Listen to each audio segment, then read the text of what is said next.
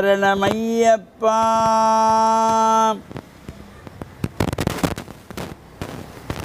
கருப்பு வேட்டி கட்டிக்கிட்டு கழுத்தில் மாலை போட்டுக்கிட்டு இருமுடிய சுமந்துக்கிட்டு பெருவழியே நடந்துக்கிட்டு பெட்டை துள்ளி ஆடிக்கிட்டு திம்தகத்தோம்பாடிக்கிட்டு சுவாமி சரணம் சொல்லிக்கிட்டு வாரோமையா சபரி வாரோமையா கட்டேந்தி சபரிக்கு வாரோமையா.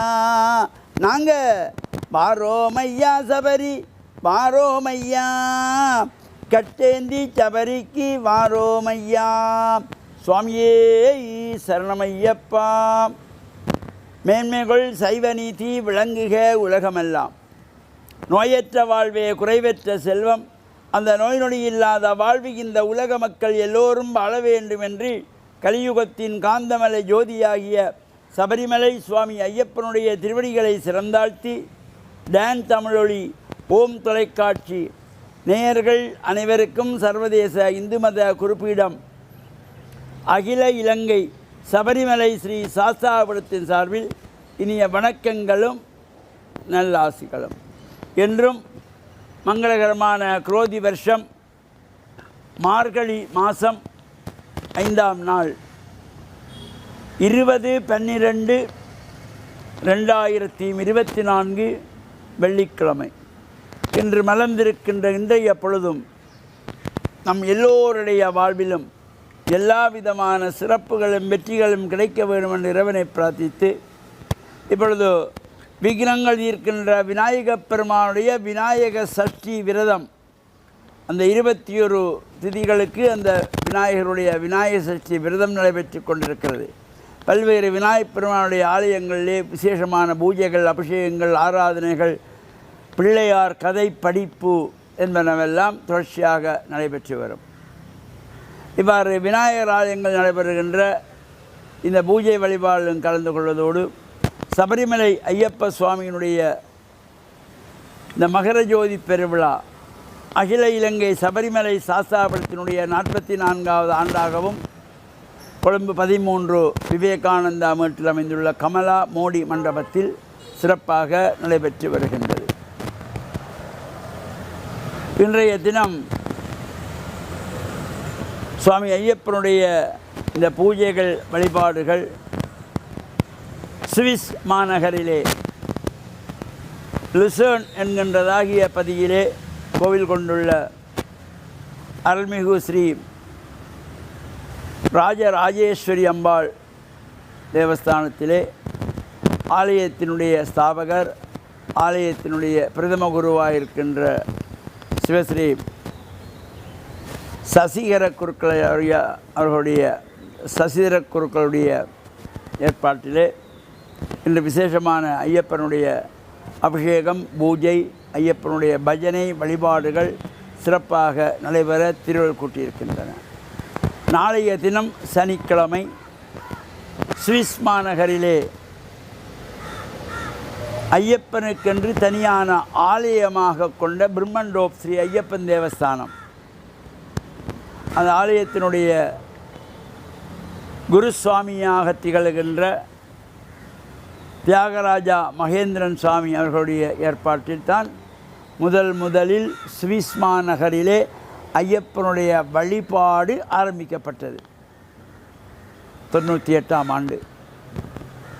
இன்னும் 25 ஆண்டுகள் கடந்தும் இந்த பூஜை வழிபாடுகளுக்காக அடியனை அழைத்து அந்த ஆலயத்திலே பூஜைகள் வழிபாடுகள் செய்கின்ற சிறப்போடு கூடியதாகவும் இது 25வது ஆண்டு வெள்ளி விழா ஆண்டாக இந்த ஐரோப்பாவிலே உள்ள அனைத்து ஆலயங்களுக்கும் ஐயப்பனுடைய பூஜை வழிபாடுகள், மலையாள பூஜைகளை செய்து வைக்கின்ற பெரும் பாக்கியம் இறைவன் கொடுத்திருக்கின்றான்.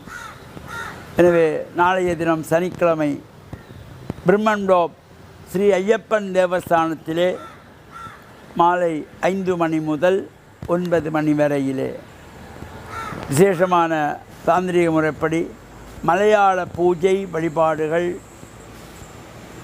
ஐயப்பனுடைய பஜனை பூஜை வழிபாடுகள், 18ஆம் படி பூஜை என்பன சிறப்பாக நடைபெற திருவிழா கூட்டியிருக்கின்றது.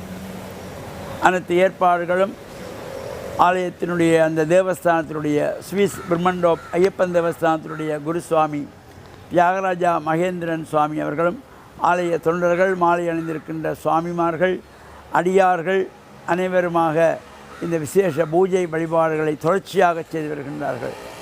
அவர்களுக்கும் ஐயப்பனுடைய கிடைக்க வேண்டும் என்று பிரார்த்தித்து டான் தமிழொலி ஓம் தொலைக்காட்சி நேயர்கள் அனைவருக்கும் சர்வதேச இந்து மத குறிப்பீடம் அகில இலங்கை சபரிமலை ஸ்ரீ சாஸ்தாபுரத்தின் சார்பில் அனைவருக்கும் நல்லாசிகளை கூறிக்கொள்வதில் மனமகிழ்வு கொள்கிறோம். சுவாமியே சரணமையப்பா. சுவாமி சரணம்.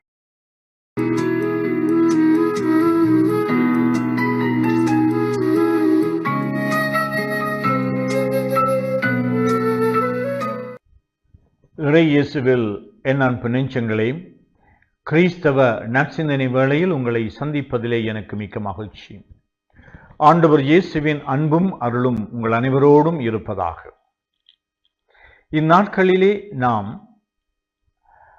கிறிஸ்துவினுடைய பிறப்பு அண்மையில் இருக்கின்றதை எண்ணி பல்வேறு ஆயத்தங்களிலே ஈடுபட்டிருக்கின்றோம்.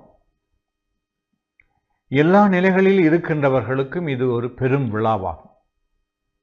நாம் ஏழைகளாக இருக்கின்றோம் என்பதனாலே, நாங்கள் பாதிக்கப்பட்டவர்களாக இருக்கின்றோம் என்பதனாலே, அல்லது நாங்கள் பாவிகள் குற்றங்குறைகளோடு வாழ்ந்து கொண்டிருக்கின்ற எமக்கு என்ன கிறிஸ்துவினுடைய பிறப்பு விழா என்று நாங்கள் நினைக்கக்கூடாது. ஏனென்றால் இயேசு என்றால் மீட்பர். மரியன்னைக்கு வானதூதர் மங்கள வார்த்தை சொன்ன பொழுது அருள்மிக பெற்றவரே என்று சொல்லி, கடவுளுமோடு என்று சொல்லி, இம்மானுவேல் கடவுளுமோடு இருக்கின்றார், நீர் உம்முடைய வயிற்றிலே கருத்தரித்து ஒரு மகனை பெறுவீர் என்று சொன்ன பொழுது, அந்த பிறக்க இருக்கின்ற மீட்பர் யார் என்பதை மிக தெளிவாக அவர் என்ன செய்ய போகின்றார், அவருடைய இந்த பிறப்பினால் இந்த உலகம் காணப்போகின்ற வாழ்வு எத்தகையது என்பதை எடுத்து கூறுகின்றார். அவர் கடவுளுடைய மகன் என்று சொல்லுகின்றார். அவர் இயேசு என்றால் அவர் ஒரு மீட்பர். தாவீதுடைய அரியணையிலே அவர் அமர்ந்திருப்பார் என்று, ஒரு அரசராக இருப்பார், ஆட்சி செய்கின்றவராக இருப்பார். அவருடைய ஆட்சிக்கு முடிவே இராது என்று சொல்லி எக்காலத்திலும் அவர் வெற்றி வீரனாக இருப்பார்.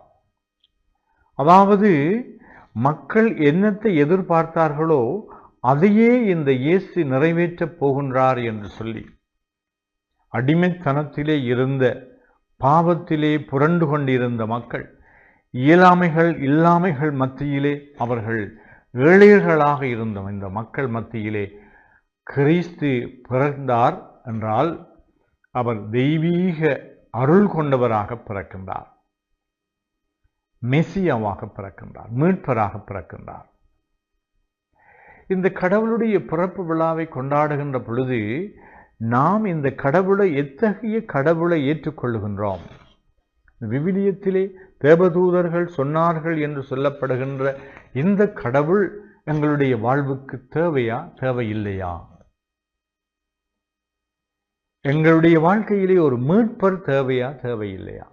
என்னுடைய தனிப்பட்ட வாழ்விலும், என்னுடைய குடும்ப வாழ்விலும், என்னுடைய சமூக வாழ்விலும் எனக்கென்றொரு மீட்பர் தேவை. என்னுடைய அடிமைத்தனத்திலே இருந்து என்னை மீட்பதற்கான ஒரு மீட்பர் தேவை. அவர் வல்ல தேவனாக இருக்க வேண்டும், என்னை மீட்கக்கூடியவராக இருக்க வேண்டும், எனக்கு விடுதலை தரக்கூடியவராக இருக்க வேண்டும். ஆம், இயேசு அப்படிப்பட்டவர். ஆனால் இந்த இயேசு எனக்கு தேவையா என்று இந்த நாளிலே சிந்திப்போம். இந்த ஆண்டவர் எனக்கு தேவையா என்று சிந்திப்போம். இந்த ஆண்டவர் எனக்கு வேண்டும் வேண்டும் என்று சொல்லி, இந்த ஆண்டவரே நீர் என்னிடம் வாரும் என்று சொல்லி மன்றாடுகின்றவர்களாக, இருகரம் விரித்து அவருடைய வருகைக்காக காத்திருக்கின்ற மக்களாக நீங்கள் விளங்க இறைவன் உங்களுக்கு அருள் கூறுவாராக. ஆமென்.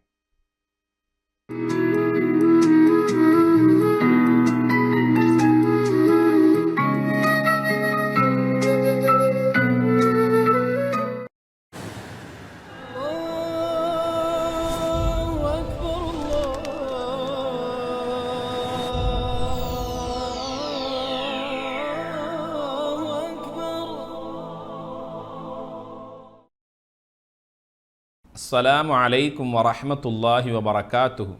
நஹ்மதுஹு வ நுஸல்லி அலா ரசூலிஹில் கரீம். அம்மா பஅத். அன்பின்கினிய சகோதர சகோதரிகளே, இறைவன் எங்கள் ஒவ்வொருவரையும் ஒவ்வொரு அந்தஸ்திலே இந்த உலகத்திலே படைத்து எங்களை வாழ வைத்து இறைவன் அழகு பார்த்து கொண்டிருக்கிறான். எங்களுக்கென்று தனித்தனியான அந்தஸ்துக்களை இறைவன் தந்திருக்கிறான். எங்களுக்கு என்ன அந்தஸ்து கிடைத்திருக்கிறதோ, எந்த அருட்கொடை கிடைத்திருக்கிறதோ அதை நினைத்து நான் இறைவனுக்கு நன்றி செலுத்த வேண்டுமே ஒழிய, எனக்கு மேலால் உயர்ந்து வாழக்கூடிய மனிதர்களை பார்த்து நான் பொறாமைப்படக்கூடாது.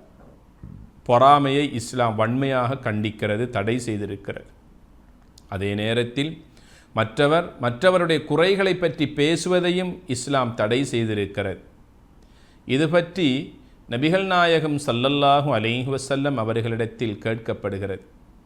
ஒருவன் மற்றவனுக்கு கொடுக்கப்பட்ட ஆற்றல்களை, திறமைகளை, செல்வங்களை பார்த்து ஒருவன் பொறாமைப்படுகின்றான் என்றால் அவனுடைய ஈமான் என்கின்ற இறை விசுவாசம் அப்படியே கருகி விடுகிறது என்று சொன்னார்கள். ஒரு அழகிய உதாரணத்தை சொன்னார்கள். யார் ஒருவர் பொறாமைப்படுகிறானோ, மற்றவனை பார்த்து மற்றவனிடத்தில் இருக்கின்ற செல்வாக்குகள், செல்வங்கள், அந்தஸ்துக்கள், அவனுடைய கண்ணியங்கள், மாண்புகளை பார்த்து யார் ஒருவர் பொறாமைப்படுகிறானோ அவனுடைய ஈமான் என்கின்ற இறை விசுவாசம் அப்படியே பற்றி விடுகிறது. எதை போல தெரியுமா? ஒரு விறகு பற்றி எரிந்து எவ்வாறு அது கடைசியில் சாம்பராகி விடுகிறதோ, இதே போன்று மனிதனுடைய உள்ளத்தில் இருக்கின்ற இறைவனுடைய ஈமான் என்கின்ற அந்த பிரகாசம் அப்படியே எரிந்து சாம்பராகி விடுகிறது என்று நபிகள் நாயகம் ஸல்லல்லாஹு அலைஹி வஸல்லம் அவர்கள் சொல்லித் தருகிறார்கள். பொறாமைப்படக்கூடாது. பொறாமை என்பது ஒரு இழிவான ஒரு செயலாகும். அந்த பொறாமையின் காரணமாகத்தான் மனிதன் மற்றவனை வீழ்த்த பார்க்கிறான். உயர்ந்தவர்களை தாழ்த்த பார்க்கிறார்கள். சிரித்தவர்களை அளவைக்க பார்க்கிறார்கள். இந்த பொறாமையின் காரணமாகத்தான் இன்று சமூகம் மட்டுமல்ல, நாடுகளும் கண்டங்களும் இன்று பிரிந்து வாழக்கூடிய அளவுக்கு இன்று ஆதிக்கம் செலுத்தக்கூடிய ஒரு கெட்ட பண்பு ஒன்று இருக்கும் என்றால் அது பொறாமையாக இருக்கிறது. பொறாமை யாரிடத்தில் தான் இல்லை? ஆசிரியர்கள் மாணவர்களை கண்டு பொறாமைப்படுவதும், மாணவர்கள் ஆசிரியர்களை கண்டு பொறாமைப்படுவதும், மனைவியை கண்டு கணவன் பொறாமைப்படுவதும், கணவனை கண்டு மனைவி பொறாமைப்படுவதும், இப்படியாக பொறாமை பல்கி பெருகி காணப்படுகின்ற இன்று ஒரு சமூக நோயாக மாறியிருக்கிறது. இந்த பொறாமையிலிருந்து நாம் எம்மை பாதுகாத்து கொள்ள வேண்டும். யார் எப்போது என்னை பார்த்து பொறாமைப்படுகிறார்கள் என்றே எமக்கு தெரியாது. அல்லாஹ்வின் தூதர் முஹம்மது ஸல்லல்லாஹு அலைஹி வஸல்லம் சொன்னார்கள், காலை நேரத்தில் குல் அஊது பிரப்பில் ஃபலக், குல் அஊது பிரப்பின் நாஸ், குல் ஹுவல்லாஹு அஹத். இந்த இறைவனுடைய வசனங்களை யார் ஒருவர் காலை நேரத்திலே ஓதிக்கொள்கிறாரோ, பாராயணம் செய்கிறாரோ, எல்லா விதமான பொறாமைக்காரர்களுடைய பொறாமையின் தீங்கிலிருந்தும் பொறாமையின் பார்வையிலிருந்தும் இவர்களை அல்லாஹ் பாதுகாப்பதற்கு இது ஒரு அரணாக, கேடயமாக அமையும் என்பதனை நபிகள் நாயகம் ஸல்லல்லாஹு அலைஹி வஸல்லம் அவர்கள் சொல்லித் தருகிறார்கள். பொறாமையின் காரணமாக எங்களுடைய ஈமானை, இறை விசுவாசத்தை நாம் இழந்து கொண்டிருக்கிறோம். பொறாமைப்படக்கூடாது. இறைவன் தந்த அருட்செல்வங்கள் எங்களுக்கு எதுவோ அதை நினைத்து நாம் பெருமிதம் அடைந்து கொள்ள வேண்டும். அந்த இறைவனுக்கு நன்றி செலுத்த வேண்டும். இறைவன் கூறுகிறான், நான் தந்த அருட்செல்வங்களை நினைத்து நீ எனக்கு நன்றி செலுத்தினால் நான் இன்னும் உனக்கு என்னுடைய அருட்கடாட்சங்களை அள்ளித் தருவேன் என்று இறைவன் கூறுகிறான். பொறாமைப்படுவதற்கு இஸ்லாம் அனுமதி அளிக்கவில்லை. பொறாமைப்படுவதற்கு இஸ்லாம் இரண்டு மனிதர்களை பார்த்துத்தான் பொறாமையை இஸ்லாம் அனுமதித்திருக்கிறது. அந்த 2 பேரை மாத்திரம் வைத்து நீ பொறாமைப்பட்டுக்கொள். அந்த 2 மனிதர்கள் ஒருவர் யார் தெரியுமா? பொருளாதாரத்தையும் பண வசதியும் வைத்து கொண்டிருக்கின்ற ஒருவர் இறை வழியில் அவைகளை தர்மமாக அள்ளி கொடுக்கிறார். 4 பேருக்கு அவர் அதனை உதவிக்காக கஷ்டப்படுகின்ற மக்களுக்கு உதவி செய்கிறார். நளினப்பட்ட மக்களுக்கு, ஏழைகள், எளியவர்கள், அனாதைகள், விதவைகள், இப்படியாக தன்னுடைய சொத்துக்களிலிருந்து இறைவன் தந்தான், நான் அவனுக்காக இறை வழியிலே இவைகளை செலவழிக்கிறேன் என்று யார் ஒருவன் இறை வழியில் தன்னுடைய சொத்துக்களை, செல்வங்களை இறைவனுடைய நன்மையை நாடி யார் செலவழிக்கிறானோ அவனை பார்த்து நாம் பொறாமைப்படலாம். ஏன் இவனுக்கு மட்டுமா சொத்துக்கள், செல்வங்கள் இருக்கிறது? எனக்கும் தான் இருக்கிறது, நானும் இவனைப் போல செலவழிக்க முடியுமே என்று அவனை பார்த்து பொறாமைப்பட்டு இவனும் இறை வழியிலே செலவழிப்பதற்கு இஸ்லாம் இந்த பொறாமை அனுமதித்திருக்கிறது. இது இஸ்லாம் அனுமதித்த முதலாவது பொறாமை அனுமதியாகும். இரண்டாவது, பரிசுத்தமான அல் குர்ஆனை நாளாந்தம் ஓதுகின்ற மனிதனை பார்த்து நானும் அவனை போன்று ஓத வேண்டும், இறைவனுடைய மார்க்கத்தை விளங்க வேண்டும் என்று பொறாமைப்படுகின்ற மனிதனையும் இஸ்லாம் அனுமதித்திருக்கிறது. இந்த இரண்டு மனிதர்களை தவிர மூன்றாவது பொறாமை இஸ்லாம் வன்மையாக கண்டிக்கிறது. பொறாமைப்படாதீர்கள், உங்களுடைய இறை விசுவாசம் என்கின்ற ஈமானை நீங்கள் இழந்து விடுவீர்கள் என இஸ்லாம் எங்களை பார்த்து கண்டிக்கிறது. எனவே நம்முடைய உள்ளத்தை பரிசுத்தப்படுத்துவோமாக, எல்லாம் வல்ல இறைவனின் அன்பையும் அருளையும் பெறுவோமாக. வஸ்ஸலாமு அலைக்கும் வரஹ்மத்துல்லாஹி வபரகாத்துஹு.